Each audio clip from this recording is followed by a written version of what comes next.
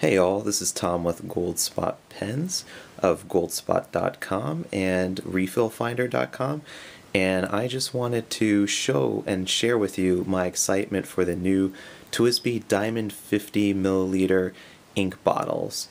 And as you see, they come in the nice TWSBI cardboard with the TWSBI logo on top. And they are actually very well packaged. Probably the best packaging I've seen for an ink bottle. Completely self-sufficient as far as the foam goes. You have the little manual. We have the bottle here, layered in multiple layers of foam.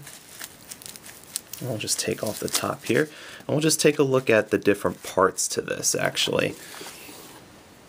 First, you have the top cap here, which is actually made out of anodized aluminum.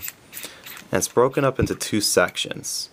You have the very, very top of the cap, which has the TWSBI logo, and this part has the screw threads to either screw onto this portion, which is the base that you will be able to fill your TWSBI Diamond 530 or 540 pen on, which we'll get to a little bit later. But it also can be used to fit on the bottle itself. Let's say if you don't have a Diamond 530 or Diamond 540, which if you're buying one of these, most likely you do have one. So, and then of course you have the glass bottle area here, which is 50 milliliters capacity, etched engraved TWSBI Diamond 50 milliliter. And then we have the reservoir, which is basically a little plastic piece here. Looks kind of like a little cone with a flat bottom to it, almost like a little mini pint glass. But the thing to it is that it's got little holes, and these little breather holes here will do an amazing thing when you have it in the bottle. And basically the mechanics of it work as such is that when I put the ink into the bottle and I turn it upside down, the ink will flow into those holes, into the vents, and then fill that reservoir, so that all you'd have to do is, if you're filling a conventional fountain pen, either by cartridge converter or by piston, you would just be putting it into this little portion here, instead of having to put it all the way at the bottom of the bottle of ink. Also helping you with the fact that the ink gets down to the very nitty-gritty there, you'd be able to put it into that little cup area. So next we'll show you how to fill up your fountain pen either by the conventional method or with a Diamond 540 or 530 pen. Okay, so on to filling the Diamond 50 ink bottle. Now, most difficult part of the whole aspect is actually filling the bottle, believe it or not. The most bottles that are made for inks typically are wide mouth, which is good for the actual ink if you're planning on using the bottle, but when you want to transfer one ink to another ink, it's a little bit more complex than that. Take the Private Reserve ink bottle that I had used, the Naples Blue. It's got a pretty wide mouth to it, and it requires a little bit more finesse than just pouring it and dumping it in there. You could use a funnel, or like I used, a pipette, which loads it one at a time. With each squeeze you load it and you put it in there, and then once you get down to the end, then it's a bit more safer to be able to transfer the rest of it by just pouring it in there. But at first you don't want to have a lot of inky mess on your hands. I would recommend doing it over a sink or things that you don't mind getting a little stained with ink.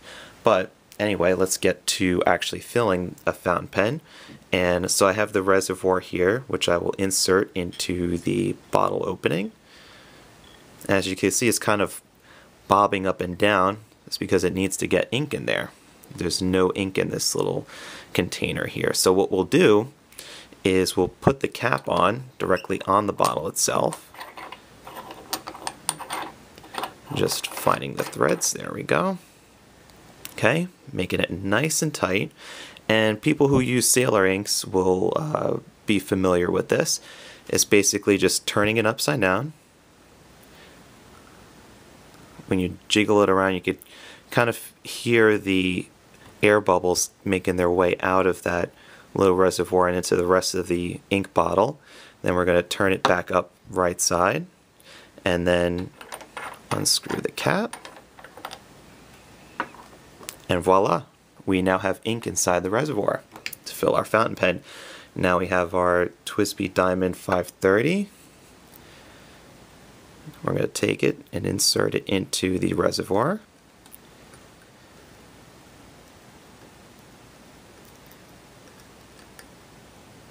Okay, well, it's a little bit better this time, but just wanted to show you the mechanics of it. Voila. So now let's try out the other mechanism to use with strictly just the 530 or 540 fountain pen. And for that we'll need this attachment.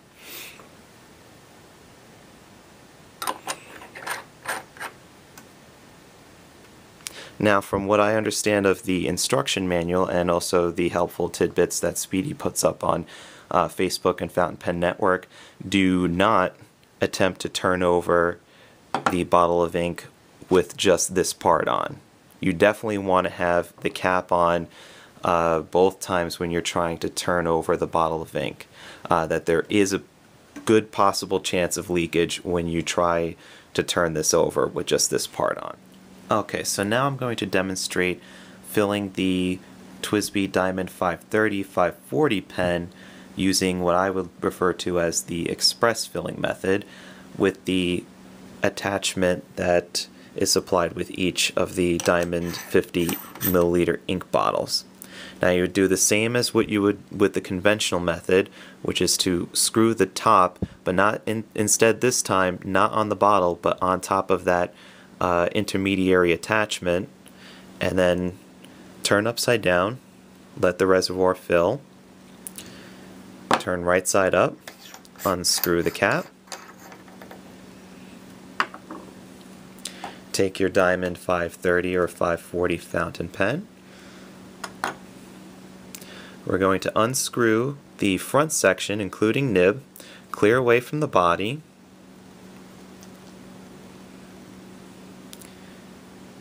and we're going to leave that off to the side. Then we're going to insert the body into the top of the attachment and then use the piston mechanism, much like we would when we're filling conventionally, drawing up the ink nice and slowly.